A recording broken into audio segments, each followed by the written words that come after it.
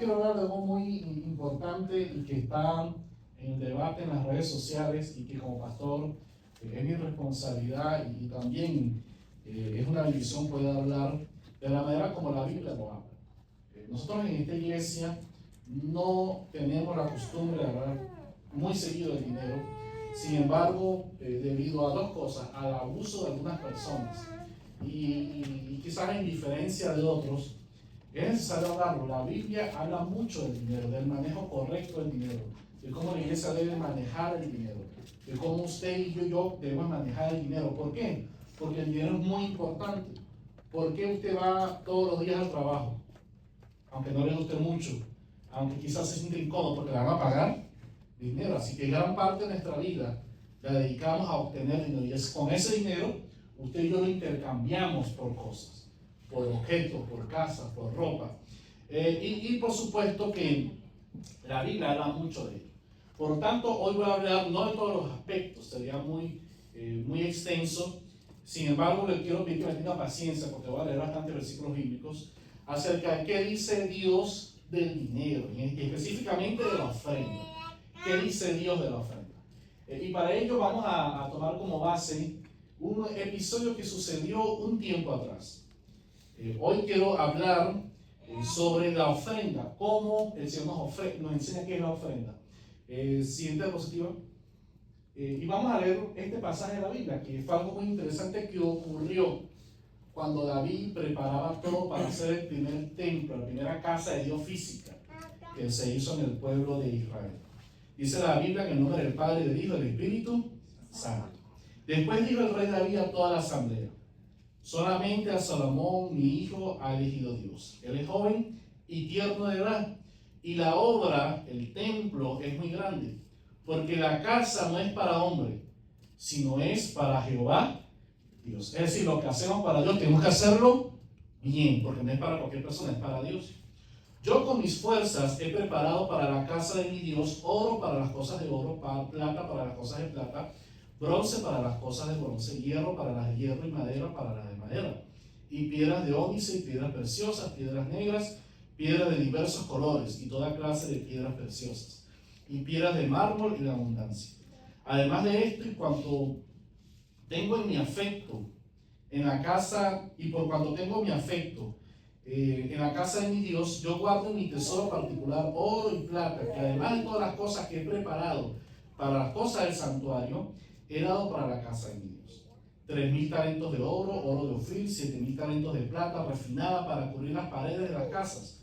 Oro pues para las cosas de oro y plata para las cosas de plata, y para toda la obra de las manos de los artífices.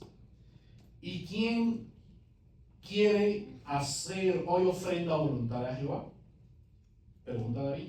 Entonces los jefes de familia y los príncipes de las tribus de Israel, jefes de militares y de centenas, con los administradores de la hacienda del rey, ofrecieron voluntariamente y dieron para el servicio de la casa de Dios 5,000 talentos y 10,000 dracmas de oro, 10,000 talentos de plata, 18,000 talentos de bronce y 5,000 talentos de hierro. Y todo el que tenía piedras preciosas las dio para el tesoro de la casa de Jehová en manos de Jehiel Gersonita. Y se alegró el pueblo por haber contribuido voluntariamente, porque de todo corazón ofrecieron a Jehová voluntariamente. Vamos por raya al versículo número 11. Tuya es, oh Jehová, la magnificencia y el poder, la gloria y la victoria y el honor, porque todas las cosas que están en los cielos y en las tierras son tuyas. Tuyo, oh Jehová, es el reino, y tú eres excelso sobre todos. Las riquezas y la gloria proceden de ti, y tú dominas sobre todo, y en tu mano está la fuerza y el poder, y en tu mano el hacer grande y el dar poder a todos. Ahora pues, Dios nuestro, nosotros alabamos y loamos tu glorioso nombre. Porque ¿quién soy yo y quién es mi pueblo para que pudiésemos ofrecer voluntariamente cosas semejantes? Pues todo es tuyo, y de lo recibido de tu mano te damos. Amén. Quiero dejarlo hasta allí. Voy a hablar para que se nos bendiga en esta mañana. Y a continuación vamos a hablar del tema de hoy: Dios y la ofrenda. Amén. Padre, te damos las gracias una vez más en esta mañana. Pedimos, Señor, que después de haberte adorado, Señor, tú nos puedas hablar según tu palabra. Señor, enséñanos qué dice tu Biblia acerca del dinero y la ofrenda correctamente, para que lo hagamos de todo corazón, agradecidos, y no por manipulación o obligación, sino porque entendemos que todo es tuyo y toda bendición te pertenece a ti, Señor, en el nombre de Jesús. Amén.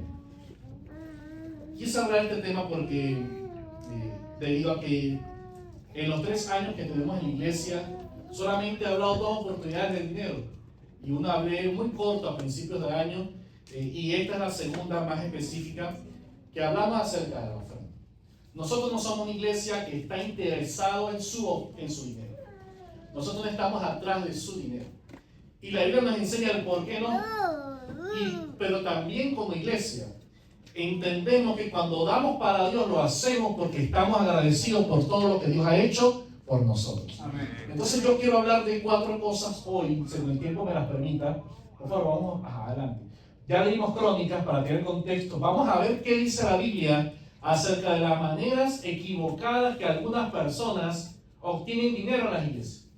Porque tenemos que admitir que en nuestras iglesias, lamentablemente, digo nuestras, genéricamente hablando, porque yo no he estado en esas iglesias, hay personas, algunos de ellos, sobre todo algunos hombres y mujeres famosos, que han abusado y manipulado la Biblia para que las personas den a ellos, ni siquiera a la iglesia, a ellos, y ellos se hagan ricos y famosos mientras la iglesia permanece en su misma condición, sigue yendo al mismo trabajo y haciendo las mismas cosas.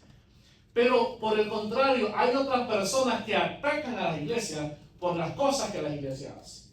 Entonces tenemos que tener un equilibrio entre el abuso y el no dar, y la Biblia nos enseña cuál es ese equilibrio. Vamos a hablar para qué se usa la ofrenda, y por último, lo más importante, los 5 principios que la Biblia nos enseña acerca de por qué y cómo debemos usted y yo ofrendar. Así que téngame paciencia porque voy a leer bastantes versículos. Y si tienen preguntas, luego se las el hermano Jorge aquí en la salida va a estar respondiendo hasta las 3 de la tarde, no tiene apuro. Porque yo sé que van a quedar algunas dudas porque por tiempo no voy a poder abarcar todos los temas. Y lo primero que tenemos que entender es que hay cosas que la Biblia sí condena cuando se solicita dinero para la iglesia.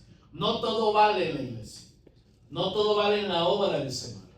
Lamentablemente la Biblia nos advierte en 1 de Pedro capítulo 2 que en los últimos tiempos habrá muchos falsos profetas y que usarán la palabra de Dios como método para enriquecerse. 2 de Pedro capítulo 2 dice: pero hubo también falsos profetas entre el pueblo, como habrá entre vosotros falsos maestros, que se introducirán encubiertamente, o que ellos van a introducir herejías destructoras, y aún negarán al Señor que los rescató. Estos van a traer sobre ellos mismos destrucción repentina, y muchos seguirán su disolución en sus deseos, por causa de los cuales el camino de la verdad será blasfemado. Eso es ahora. Dentro de nosotros mismos han salido falsos maestros que usan palabras bonitas, arquitectamente bien construidas, para tomar beneficio de las personas. Y el versículo 3, eso está en la diapositiva. Siguiente. Dice así: y por avaricia de esos hombres, esos famosos predicadores, o no tan famosos algunos de ellos, harán mercadería de vosotros con palabras fingidas, que ni siquiera ellos creen lo que están hablando, en otras palabras, sobre los cuales ya va a haber una condenación. Es decir, que la Biblia sí condena y sí revela que hay falsos maestros aprovechándose de las personas, y cuando ven a una persona llegar a la iglesia, no lo ven como un alma que necesita a Dios, no lo ven como una familia que quiere ser restaurada, no lo ven como un hombre, como una mujer que está enferma, lo ven como un hombre que tiene un número con tantos ceros en su cabeza. Por eso es que ellos tratan de construir, no digo todo, no estoy en contra de las mega iglesias, ahora continuamos una iglesia de 2,000, 3,000, y una iglesia que tenga capacidades económicas para hacer las cosas. Pero lamentablemente hay personas que tienen el sueño de construir una mega iglesia, porque mientras más gente venga a la iglesia, entonces más dinero cae en la caja. Y esto es una aberración. Dice el apóstol: estos tienen tal avaricia que hacen un mercado con ustedes. Es decir, que mientras usted está yendo a una iglesia a buscar la palabra de Dios, hay personas que usan ese legítimo deseo para enriquecerse. Y entonces comienzan a manipular de muchas maneras.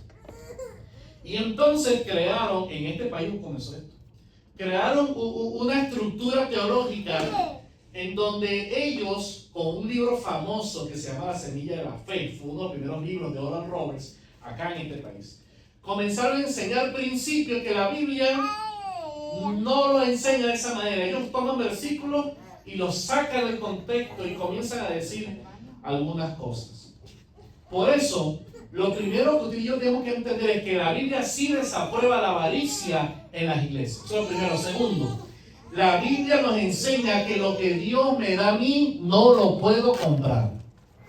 Lo que Dios me da no lo puedo comprar. Usted no puede comprar su salvación.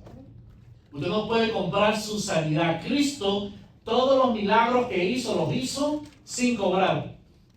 Jesús no le decía a las personas: si me das $10, voy y te predico. Si me das 1,000, después te lanzo una profecía. Si me das 3,000, te hago un curso de administración del reino, $3,000, y con esos $3,000 tú vas a ser un verdadero hombre de visión, porque yo te voy a transferir la sabiduría del reino. No, Jesús todo lo que hizo, lo hizo gratis. En esta iglesia no se cobra para que alguien escuche la palabra del Señor. ¿Amén? Si hay algún evento, a veces hay algunos eventos que se cobran, sí, lógico. Si usted va a un campamento, si usted va a una actividad y hay que alquilar el local, el sonido, eso vale muchos miles de dólares y no se paga solo, hay que pagarlo. Entonces no estamos hablando en contra de cosas que sí hay que, por supuesto, pagar. Estamos hablando de la palabra de Dios. La palabra de Dios no se compra. Los apóstoles tuvieron este problema. En Hechos capítulo 8, versículo 20, hubo un hombre que vio los milagros que ellos hacían. Y entonces este mago llamado Simón se convierte. Bueno, entre comillas, ahí está, en medio de la iglesia. Y le dice al apóstol: ¿cuánto tengo que darte para tener ese don? Porque cuando tú oras, los enfermos se sanan. Cuando tú oras, el Espíritu Santo toca a las personas. Y Simón creyó que podía comprarlo. Pedro le dijo: no sabes lo que estás pidiendo, perezca tú y tu dinero contigo. Es decir, usted y yo no podemos comprar los milagros de Dios. Todo eso Cristo ya lo pagó en la cruz del Calvario. ¿Cuánto dicen? Así que es manipulación si usted le dice: trae una ofrenda, y con esa ofrenda Dios te va a bendecir, te va a resolver ese problema que tú tienes. No, la Biblia no lo enseña así. Entonces, no existe una regla como que yo le doy 10 a Dios y Dios me tiene que devolver 100 a mí. Eso no existe. Yo recuerdo que tenía 12, 13 años de edad y caí en esta trampa. Pero esto no es nuevo, tenía años rodando. Hubo un predicador que no recuerdo el nombre y fue a donde yo estaba, la iglesia donde yo estaba. Y él comenzó a decir: hermano, a manipular. Si usted entrega ahora su reloj, Dios le va a dar 2 relojes. Si usted entrega tanto dinero, Dios le va a dar tanto, porque Dios nos promete que nos va a dar 100 veces más, manipulando versículos bíblicos. Ahí yo aprendí que era falso. ¿Cómo lo aprendí? Con mi triste ejemplo. Yo recuerdo que yo quería comprarme un teléfono. Salieron los Nokia, ¿cómo era? 5112. Bueno, eso los grandotes, yo los tiraba y caía y no se rompían. Eran eternos esos teléfonos. Y yo dije: yo quiero ese teléfono. Yo comencé a reunir y yo no sé por qué compré tarjetas telefónicas. De Telcel, me acuerdo que era en ese tiempo de móvil. Creo que era Telcel, que se llamaba. Y yo tenía 2. Entonces cuando el hermano estaba predicando eso, yo vivía al lado de la iglesia. Yo fui a mi casa, busqué las 2 tarjetas y las di. Más nunca las vi. Ni la tarjeta ni el teléfono. Pasaron como 5 años para comprar un teléfono que yo mismo trabajé. No fue que alguien me dijo: te regalo un teléfono. Entonces, es una mentira. Tercero, la ofrenda no es para yo ganar posiciones en la iglesia. Esto no es en cuanto al abuso de los que ministran, sino al abuso que quizás los que dan creen que lo tienen. La ofrenda no es para que la gente me vea a mí.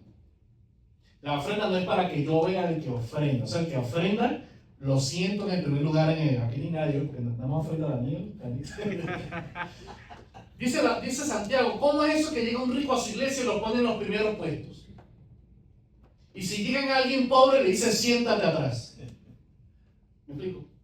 Entonces, esos asientos VIP, esas asignaciones ofenden a Dios.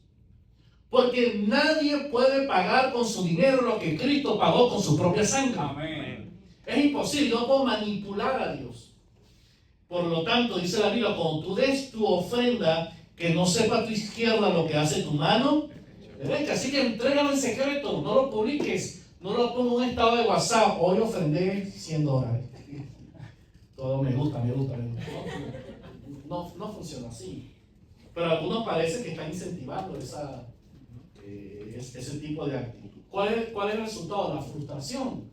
Porque la gente dice, Dios me mintió, Dios me engañó, porque yo di esto y Dios no me esto. Claro, no es que Dios te engañó el predicador. La iglesia me está yendo, te está robando, porque eso es un robo, eso es una estafa. No es el Señor ni la palabra del Señor. Así que, por supuesto que la Biblia habla de abusos, y pasaría aquí media hora más hablando de estas circunstancias. Pero necesitamos entrar entonces en lo correcto. La Biblia sí habla de la ofrenda. Y la Biblia habla de que la ofrenda sí es lícita en la iglesia y sí tiene un uso lícito, sí tiene un uso que es justo. Entonces, hay 4 cosas que la iglesia hace con la ofrenda. Puede haber más, ¿no? Pero estas son las 4 que yo tengo aquí para esta mañana. Primero, los gastos de la casa de Dios, entonces hay que pagarlas. Los gastos de los que trabajan en la iglesia. A la medida que una iglesia crece, una iglesia de 400, 500, 600, no va a necesitar un sueldo, va a necesitar 10 sueldos. ¿Por qué? Porque hay una administradora, hay una secretaria, hay un pastor, hay 3 pastores, quizás de la música también se dedica a tiempo completo. Porque si usted quiere tener la mejor música, ¿cómo hace? Tiene que ser una persona que se dedique, que sea profesional primero. Y segundo, que se dedique a la música. ¿Para qué? Para que tenga una banda, y en algunas iglesias, cuando ya crecen, tienen algunas personas también contratadas. Por ejemplo, si usted se mete acá en las páginas de trabajo, usted va a ver que contratan personas para manejar cámaras en la iglesia. Y es un trabajo, porque no es el domingo, es el domingo, el viernes, el jueves, y tienen que prepararlo. Es un trabajo, una televisión. Entonces, a la medida que la iglesia crece, por supuesto que los gastos se van a incrementar. No somos una iglesia pequeña, por lo tanto los gastos nosotros son bajos. Tercero, la iglesia por la Biblia nos enseña que debe de ayudar cuando hay una necesidad en la iglesia. Y ya lo vamos a ver en un rato. Y por último, la expansión del evangelio. Estos últimos 4, este último punto, es uno de los que nosotros tenemos mayor debe acá en la iglesia. Yo voy a explicar por qué. Primero, el sostenimiento de los que trabajan en la iglesia. Dios diseñó la iglesia para que ella se autosustentara desde el principio. La iglesia no depende de los gobiernos. Si la iglesia dependiera del sostenimiento de los gobiernos manipularan la religión por completo. Ellos dijeran qué se enseña y qué no se enseña. Ellos quitaran y pusieran, como de hecho lo hicieron en la Edad Media. La Edad Media fue tal la corrupción que hubo personas que eran normales, compraron con dinero el ser cardenales de la iglesia, lo compraron con oro. Y hubo uno de ellos que nació en Barcelona, en España, que se fue a lo que hoy en día es Francia, y allí le pagó al rey para comprarse el cardenal de esa zona. ¿Y sabe qué hizo? Un cónclave. Eran 29 votos, necesitaba 15 para ganar, él tenía 11. En 4 o 5 días, ellos se encerraron como la cebolla, que ahí se encierran y nadie sabe lo que ahí pasa, ¿no? Y negoció con todos, y a todos les dio tierras, y repartió el reino junto al rey de Francia. Cuando este hombre fue papa, este fue el hombre que hizo las bulas papales, que dividió España a una zona y Portugal a otra zona. Todo eso fue un negocio. Y así las iglesias, cuando dejan que el gobierno entre en la iglesia, ¿qué se crea? Imagínense que Jesús lo hubiese mandado al gobierno en ese tiempo. No hubiese predicado nada de lo que predicó, porque lo hubiese manipulado para la iglesia. Así que el Señor instituyó, dice la Biblia, yo he dado a los hijos de Leví, los diezmos de Israel por heredad, para el ministerio, por cuanto ellos sirven el ministerio del tabernáculo de reunión. Es decir, cuando Dios diseñó el templo de Dios, Dios dijo a los levitas, todo el pueblo, a través de los diezmos, las ofrendas, va a traerlo, y eso va a ser para sostenimiento de la casa y de ellos. Tanto es así que en Deuteronomio 12:19, siguiente, dice, ten cuidado de no desemparar al levita en todos los días de su tierra. Porque si ellos no traían las ofrendas, ¿qué pasaba? Se descuidaba. Siguiente lámina. Nehemías, no yo, sino el que escribió la Biblia, dice que cuando volvió a Israel no había nadie en la iglesia. Se fueron los hermanos y se fue el pastor. No se fue. Entonces dice, encontré también que las porciones para los levitas no les habían sido dadas. Y que los levitas y cantores, los que tocaban en la iglesia, y que hacían el servicio, y todos los que trabajaban allí en ese templo, habían huido cada quien a su trabajo, a su zona. Entonces reprendí a los oficiales y dije: ¿por qué está la casa de Dios abandonada? Y los reuní y los puse en sus puestos. Entonces Nehemías no reprendió en este lugar a los sacerdotes, reprendió a los líderes, porque no tuvieron cuidado los sacerdotes. Y si un sacerdote no podía estudiar, no podía enseñar la palabra de Dios, porque tenía que trabajar todos los días en trabajo secular, ¿qué pasaba? Que no fueron más a enseñar la palabra de Dios. Por lo tanto, la iglesia se acabó. En otras palabras, si una iglesia no cuida de sus gastos y de sus propias responsabilidades, esa iglesia va a desaparecer. Se va a acabar, porque ¿quién va a pagar alquiler? ¿Quién va a pagar todos los gastos de acá? Entonces, por supuesto, que la iglesia sí da uso legítimo para el sostenimiento de los que trabajan en la iglesia. Segundo, Pablo usó un razonamiento de sentido común. Dice Pablo, 1 Corintios 9:7. 1 Corintios 9:7. Okay. ¿Quién fue jamás soldado a sus propias expensas? O sea, ¿quién dice, yo voy a la guerra yo solo, yo me pago todo? No, el país tiene que pagarle el escudo, el arma, porque nadie tiene para eso. ¿Quién planta viña y no come de su fruto? ¿O quién apacienta un rebaño y no toma de la leche del rebaño? Es decir, el apóstol Pablo dice, si las personas están haciendo un trabajo, es lógico que esas personas se sostengan, coman de eso. Siguiente versículo, 1 Corintios 9:9. Por lo tanto, no pondrás bozal al buey. ¿Sabes qué significa eso? No pondrás bozal al buey que trilla. Yo lo sé porque yo trabajé en el campo.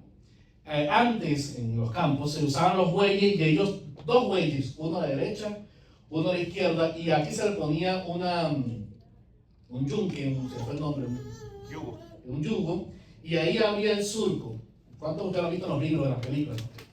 Pero una de las cosas que aprendí es que luego que pasa la cosecha, pasan los bueyes otra vez, porque siempre quedan, por lo menos en la papa, siempre quedan verduras dentro de la tierra.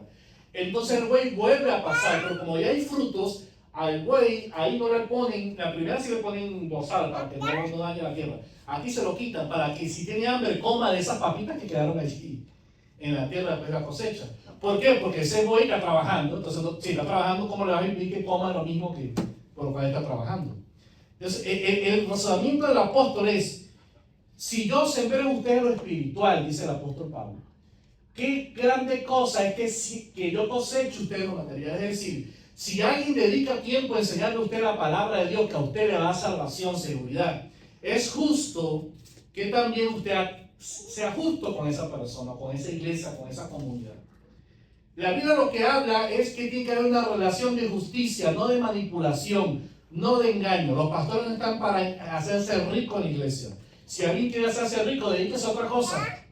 Haga empresas, haga negocios, pero todo aquel que entra en el ministerio, como su palabra lo dice, lo hace para servir.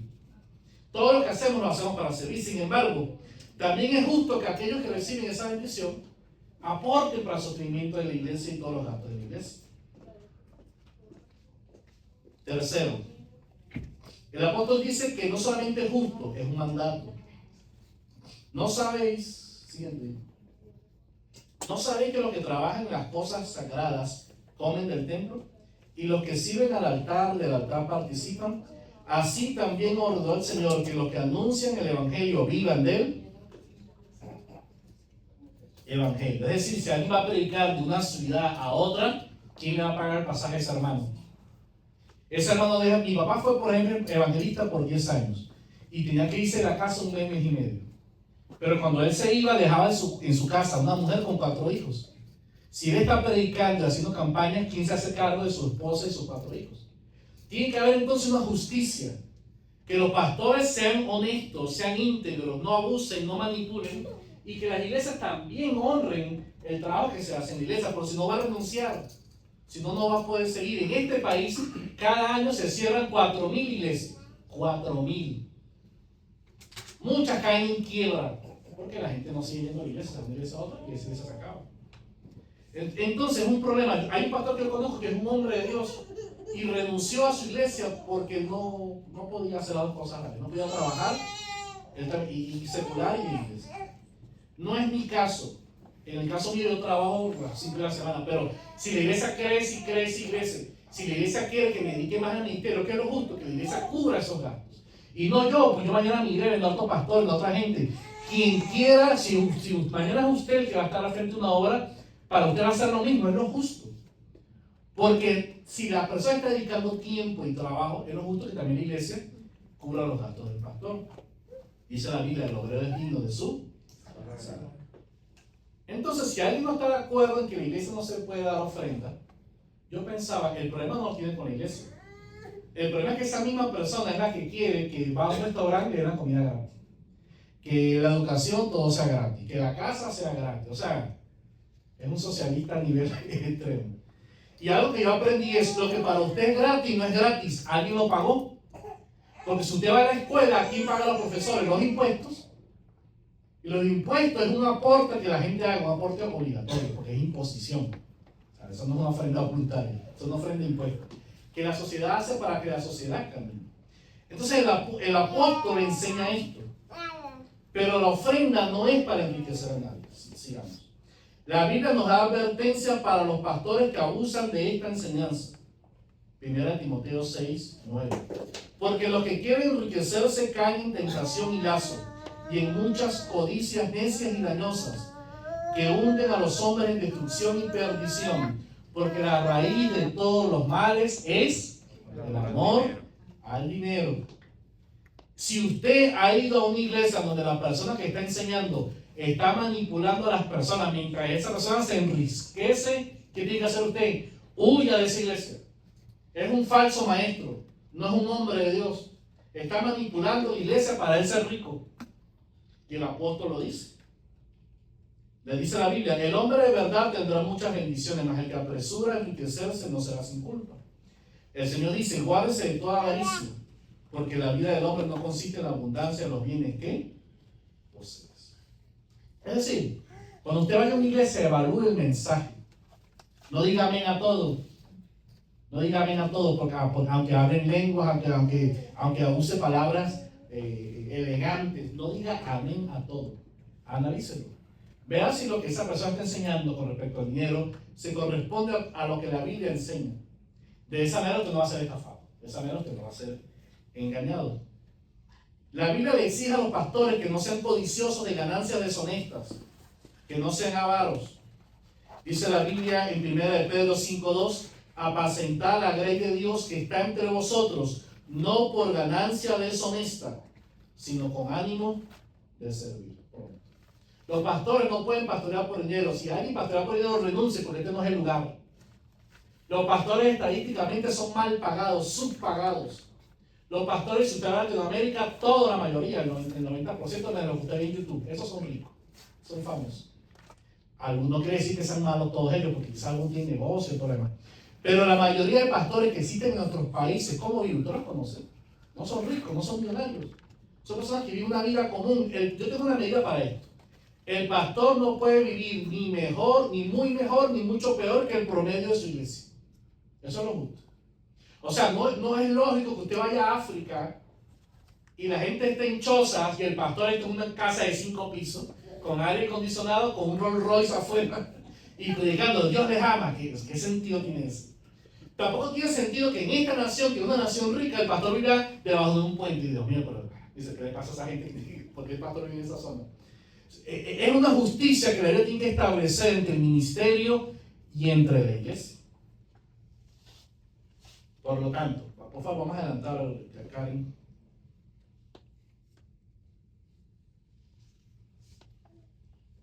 Ezequiel 34, el juicio de Dios sobre los pastores que se sirven a sí mismos.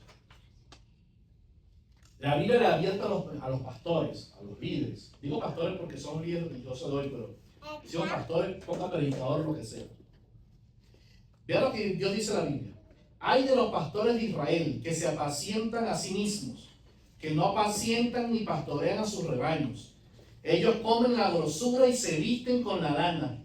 A la engordada le quitan la lanita, la degolláis, mas no apacientan a mis ovejas. Hay de esos pastores.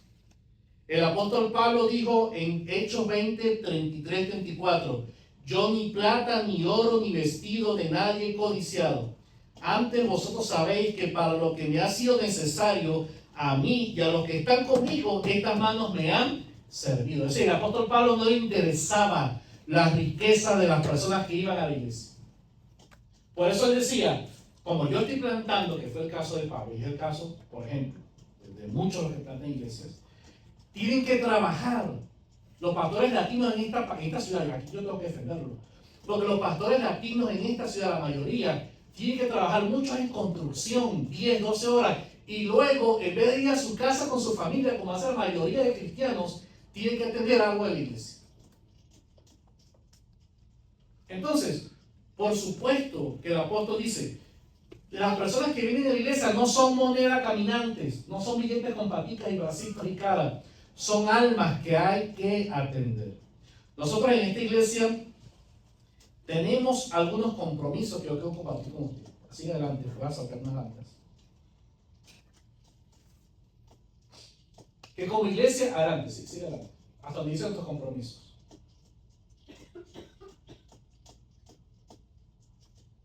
Ok, algunos compromisos que nosotros tratamos de seguir en la iglesia. Primero, todo el que viene a la iglesia, nadie será presionado ni señalado por ofrendar o no ofrendar. Eso no lo hacemos acá en la iglesia. El que da lo hace porque entiende que Dios es dueño de todo y queremos bendecir la obra del Señor. Y el que no da tiene un problema, no conmigo, no con la iglesia, ¿con quién? Es entre él y Dios. Pero usted ni lo vamos a presionar ni a señalar, siéntase libre. En otras palabras, si usted le duele ofrendar, pues no lo haga. Porque él tiene que resolver eso con el Señor. Segundo, no vendemos ninguna bendición, unción ni acceso al liderazgo.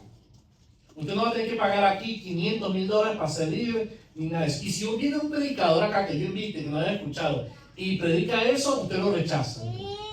Porque como iglesia no aceptamos ni enseñamos ese tipo de doctrina. Tercero, el dinero no lo cuenta ni administra una sola persona. No lo cuento yo ni lo administro yo. Aquí hay el equipo ministerial que son 5 personas y está un administrador que lleva el control legal de todo lo que entra y lo que sale.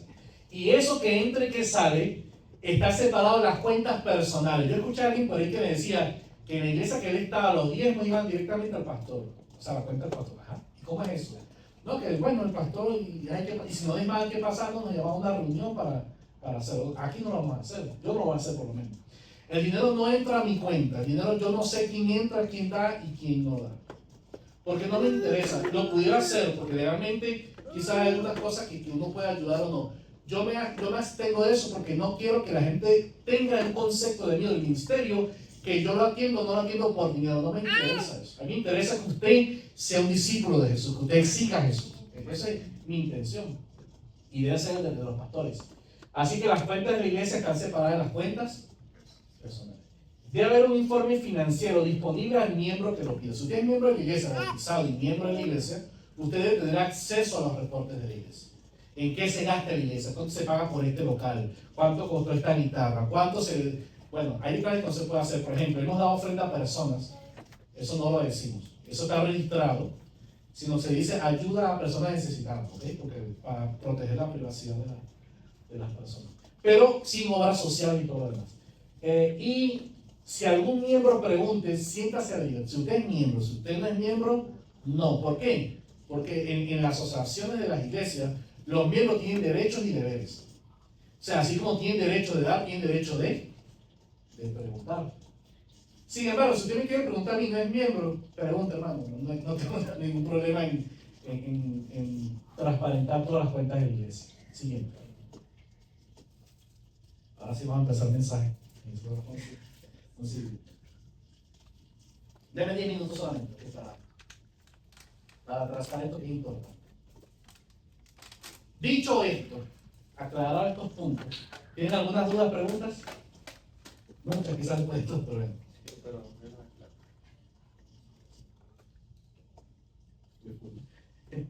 Ok, voy a bajar la velocidad, iba por 2, ¿no? Porque va muy largo todo lo que hace. Sin embargo, la Biblia sí habla de la ofrenda. Yo quiero hablar de la ofrenda correcta. Quiero hablar de la ofrenda correcta. Y hay 5 principios que yo veo aquí en el pasaje que vimos. Ellos iban a hacer un templo para Dios. Y David, el pasaje que vimos al principio, nos enseña algunas cosas importantes. Primero, que quiero hablar de David. ¿Cuánto dio David? Vean. Siguiente, por favor. Siguiente. David, esto lo dio parte de su tesoro particular. No salió del presupuesto de la nación. Esto fue una ofrenda de David. ¿Y cuánto dinero dio David cuando dio su ofrenda para el templo? Vean esto, los cálculos que me dio a mí la transformación al valor de hoy. Lo que David ofrendó allí, era un rey, por supuesto, muy rico, asciende en oro 13.400 millones. Eso es un cheque bastante pesado. La ofrenda que dio David, más plata, más otras cosas, suma 13.800 millones de dólares. Eso es el valor actual. Y David dijo, y los que quieran ofrendar, vengan a ofrendar. Y ellos también ofrendaron, siguiente. Así que la sumatoria de todo lo que dio el pueblo fueron 23.000 millones de dólares aproximadamente. Para hacer el primer templo que se hizo en aquel templo, el templo de Salomón. Entonces vemos que todos ellos dieron una gran ofrenda a Dios. Fue muy grande. A veces yo me siento contento cuando doy tanto dinero para el Señor, pero la verdad que no es mucho.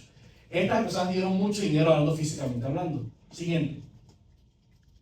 Pero cuando David habla, él va a enseñar algunas cosas. ¿Por qué David ofrendó? En la oración de David, lo primero que él entendió es: yo doy porque todo lo que yo tengo le pertenece a Dios. Amén. Vean lo que dice David en los siguientes versículos. Las riquezas y la gloria proceden de ti, y tú dominas sobre todo, y en tu mano está la fuerza y el poder. Dice. Él está reconociendo que él es rey, porque Dios permitió que él fuese rey. Era un pastor de ovejas. Él no era un hombre sumamente rico, era un muchacho joven que cuidaba ovejas. Y Dios lo tomó de allí, de detrás de un rebaño, y lo puso enfrente de una nación. Yo puedo entender, hermano, que si usted está en este país bendecido, si usted y yo estamos en esta nación, es porque así Dios lo permitió. Si Dios no hubiese permitido, usted estaría en otra circunstancia económicamente. Pero Dios nos está bendiciendo. Dice David: de Jehová es la tierra de su plenitud, el mundo y todo lo que en él habita. Lo que usted tiene, mira, a Dios no le hace falta. Ya Dios es dueño de todo. De todo. Así que David parte de allí. Yo parto de que todo lo que yo tengo, Dios me lo dio. Segundo, siguiente. Todas las cosas vienen de ti y lo hemos recibido de tu mano. Cuando usted y yo entendemos eso, entonces ofrendar no es una obligación. Ofrendar es un privilegio. Porque como Dios me ha bendecido a mí, yo tengo la oportunidad de dar a Dios parte de lo que me ha dado. Cuando ofrendamos no estamos haciendo una iglesia específica. Le estamos haciendo una entrega pequeñita de lo que Dios nos dio a nosotros. Así como David nos lo enseña. David más bien dice: ¿quién soy yo? ¿Y quién es mi pueblo para que pudiésemos ofrecer voluntariamente estas cosas? Vean, con tremenda ofrenda, David no dijo: miren ustedes, aprendan de mí. Ustedes son unos pichirres, tacaños, yo sí ofrendo a Dios. Él no hizo alarde de su ofrenda. Él dijo, por el contrario: ¿quién soy yo para venir ante el Dios del universo y traer algo de lo que Él me dio a mí? Es una actitud de humildad. Por lo tanto, el que ofrenda no lo hace con orgullo, lo hace con humildad. Dice la Biblia que Jesús estaba en el templo y muchas personas traían sus ofrendas. Y hombres traían muchas ofrendas grandes, y una viuda pobre trajo unas pocas monedas. Y Jesús dijo: esta mujer viuda dio más que todas estas personas, porque todos estos traen de lo que les sobra, pero esta mujer, de lo poco que tiene, ha traído para honrar al Señor. Así que el Señor no lo mareamos, no lo ilusionamos con la cantidad que yo doy. Lo que a Dios le interesa es mi actitud. Señor, yo te estoy dando porque tú me has bendecido. Eso es todo. No lo hago para manipular a Dios, para comprar al Señor. Cuando yo entiendo esto, voy al segundo principio. Dios mira primero al hombre y luego la ofrenda. A Dios no le interesa que las personas den ofrenda si su vida no es una ofrenda. Esto es muy importante. Dice la Biblia en Génesis capítulo 4, versículos 4 y 5. Y miró Jehová con agrado a Abel y su ofrenda.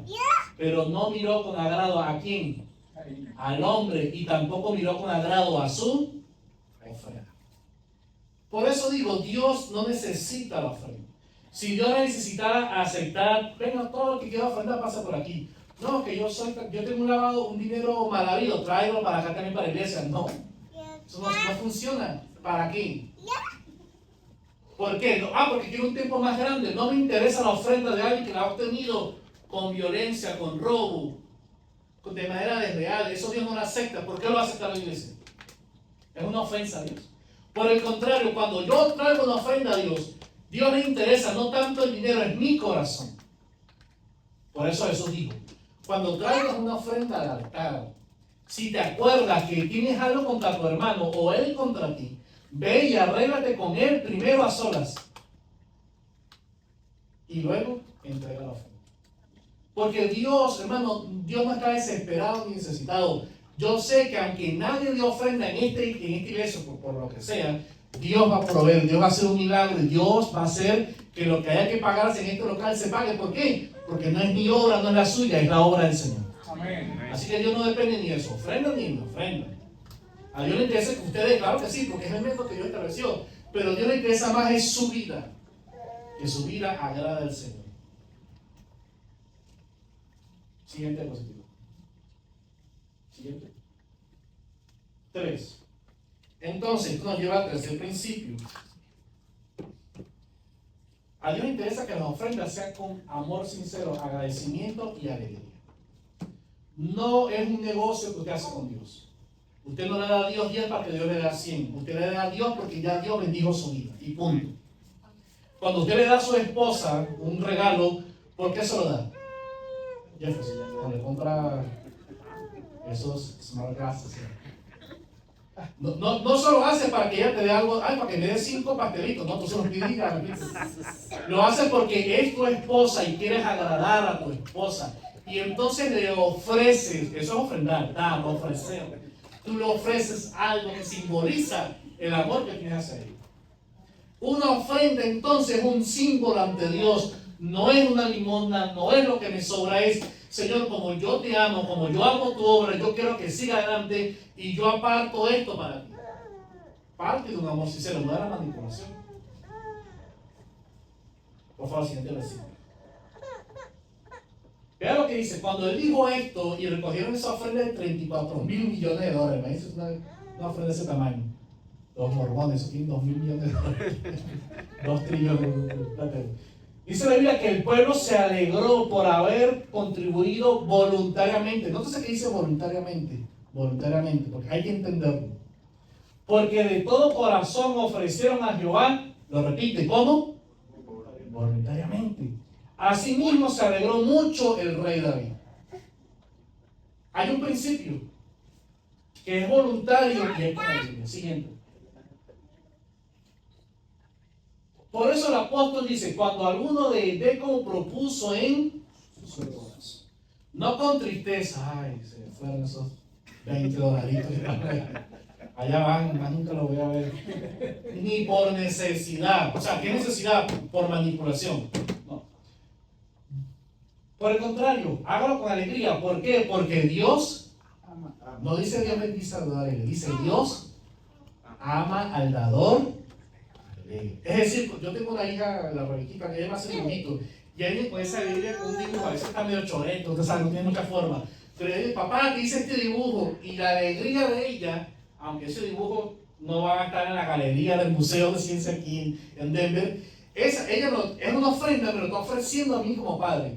Y yo me contento porque aunque sea mucho o poco, es mi hija que me lo hace con agrado. La ofrenda a Dios, económica o de tiempo, lo que sea, cuando usted lo hace a Dios con alegría, Dios lo recibe y se alegra con usted. Porque usted lo está entendiendo, usted está siendo manipulado, usted lo hace con alegría. Siguiente versículo. Siguiente. Vamos a pasar algunas diapositivas. No, dale. Entonces, esta ofrenda debe ser, para ir redondeando el mensaje hoy y llevándolo, aterrizando. Me queda un poco de milla, pero esperen un segundito. Esta ofrenda del apóstol dice que es voluntaria, que es recurrente y que es proporcional. ¿Qué quiere decir eso? Siguiente diapositiva.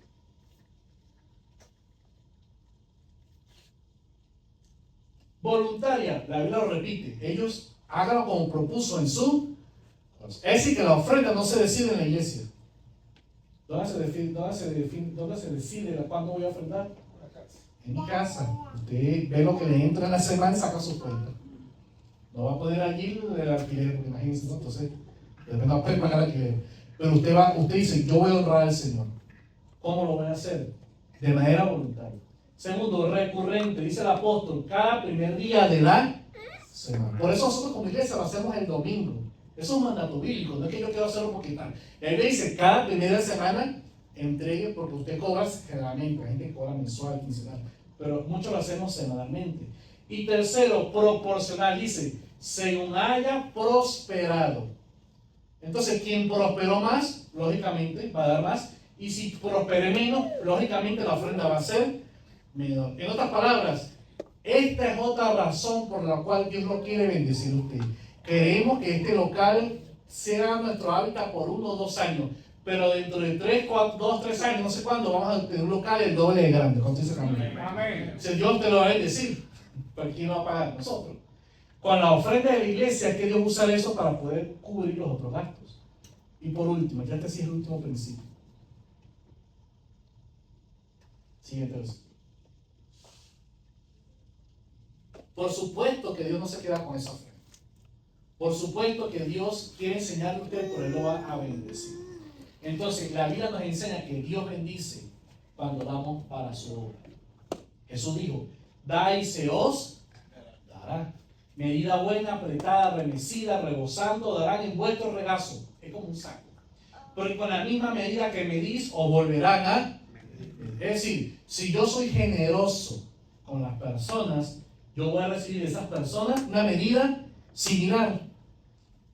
A menos que la otra persona sea un poco...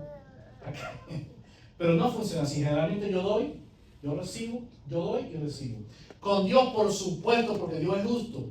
Si yo doy para el Señor, la Biblia me dice que Él también me va a bendecir. Siguiente versículo. Vea lo que dice el Señor. Y poderoso es Dios para hacer que abunde en vosotros toda gracia. Está hablando de economía.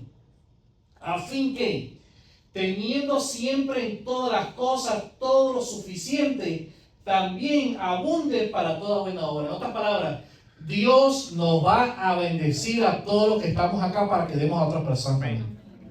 Dios le va a dar sabiduría a ustedes, Dios le va a abrir puertas, le va a hacer negocio, le va a dar salud de una u otra manera. Cada quien tiene un proceso con Dios, no es igual con todos. Pero Dios con todos nos quiere bendecir. ¿Por qué? Porque si usted no tiene, ¿cómo va a dar? ¿Cómo usted va a ayudar a alguien si usted no tiene ni siquiera para comprarle el mercado? Entonces, Dios a cada quien va a ir bendiciendo para que abundemos en toda buena obra. La bendición a Dios entonces no es un depósito que yo hago seguridad, es un canal. Yo doy y Dios por supuesto que va a seguir bendiciendo nuestras vidas. Yo quiero hoy hacer un llamado y orar, porque entiendo que muchos de los que estamos acá hemos escuchado predicaciones que han manipulado, han tergiversado y han saqueado los bolsillos de los creyentes. Sin embargo, no es lo que enseña la Biblia. No es lo que nosotros como iglesia enseñamos. Nosotros creemos que damos para Dios porque Dios es dueño de todo, porque Él me ha dado todo, porque yo quiero que la obra siga adelante, porque la obra tiene que mantenerse y yo sé también que Dios me va a bendecir. Pero quizás usted ha visto malos ejemplos, ha visto noticias o ha visto personas que se han enriquecido. Por lo tanto, el llamado de hoy es para 3 personas. Primero, si usted fue herido o abusado económicamente por este tipo de mensajes, no deje para esas personas. No caiga en esa mentira. No crea que si usted pague, Dios le va a sanar a su primo, a su hermano. Eso ya Dios pagó por eso. No caiga en esa mentira. Segundo, no deje de ofrendar correctamente. No lo haga por manipulación. Pero ofrende, Dios te lo quiere bendecir. Tercero, el Señor le está pidiendo a usted algo más que su dinero. Y es su vida. Su dinero se va y viene, va y viene. Pero la Biblia dice, dame, hijo mío, tu corazón. La mejor ofrenda que usted le puede dar a Dios no es económica. Si usted da o no da, Dios va a sostener a la iglesia. Dios va a sostener su trabajo. Dios le interesa sobre todas las cosas. Es un corazón, porque antes de dar la ofrenda, mi corazón tiene que agradar a Dios. Su corazón tiene que agradar a Dios. Yo quiero en esta mañana animarle a que usted medite estas palabras. No caiga en manipulación, tampoco cierre su corazón. Lea la Biblia. Si usted quiere estas pasajes, yo solo puedo pasar, usted lo analiza, los estudia en su casa, para que usted aprenda y usted lo haga de la manera correcta. Y yo sé que Dios nos va a bendecir. Además, ya Dios nos está bendiciendo. Nosotros comenzamos en la casa de la familia Rojas, 10, 12 personas. Y poco a poco Dios va expandiendo, va expandiendo, va expandiendo. Lo hacemos sin recursos. Lo hemos hecho con las uñas. Con las mismas personas han estado invirtiendo en la obra del Señor. Y así ha sido siempre. Así fue con Jesús. ¿Cómo sostenía su ministerio? Las mismas personas ayudaban, pero Jesús no era rico, ni Jesús malgastaba dinero. Pero esas personas fueron bendecidas de la misma manera. Yo creo que Dios a ustedes también le va a bendecir.